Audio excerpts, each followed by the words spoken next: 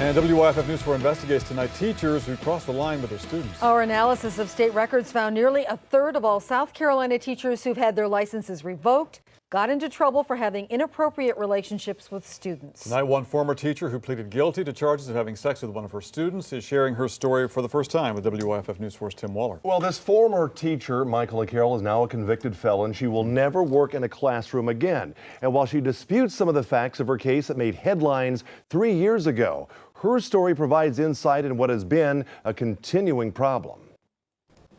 Why are you doing an interview? To, I guess, get my side out a little bit. I'm not the bad person people have portrayed me to be. It's been more than 3 years since Deanna Roberts' name and face have been in the news. You're a felon now. Correct. What's that like?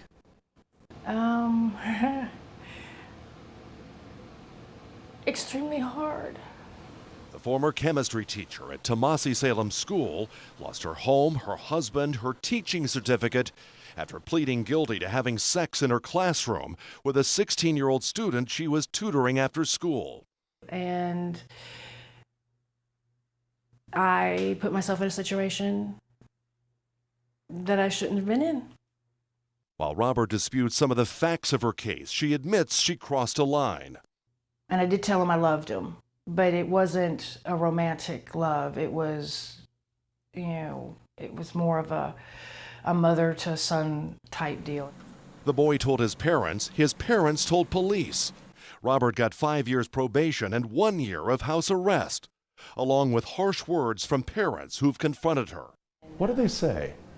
That I destroyed a child's life, that I'm no good, that my children should be taken from me. Robert isn't the only teacher who has crossed a line with their students.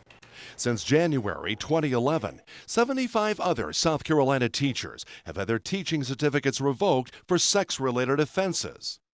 A WYFF News 4 investigates analysis of state disciplinary actions taken against teachers found 28% of these cases involved inappropriate contact of some sort with students.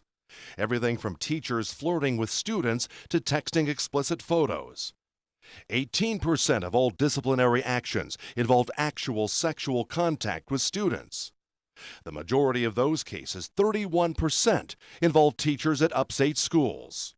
An Easley High School teacher charged with the sexual battery of one of his students at his home. A middle school band director charged with criminal sexual conduct after contact with two 15-year-olds. An elementary school teacher accused of having sex with an underage boy at a party at her home. And the list goes on. More than a dozen cases in the upstate alone since 2011. We asked Robert, how does this happen? Isn't it clear when you're a teacher, you don't text a student? You don't put yourself in a situation It is. where there's no one else around. It is. I never had an issue with that before, ever. Robert admits she used poor judgment and is now paying the price for her actions. And some people will say that's what I deserve. Do you think you deserve all this? I made bad choices, so I have to accept the consequences for what choices I've made.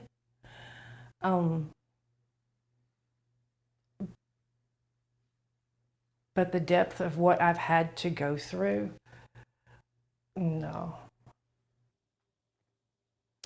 Kathy Maness, Executive Director of the Palmetto State Teachers Association, says cases like these represent a very small fraction of the more than 50,000 teachers in this state. But Maness says one case is too many and says teachers who do this have no business being around children. Carol?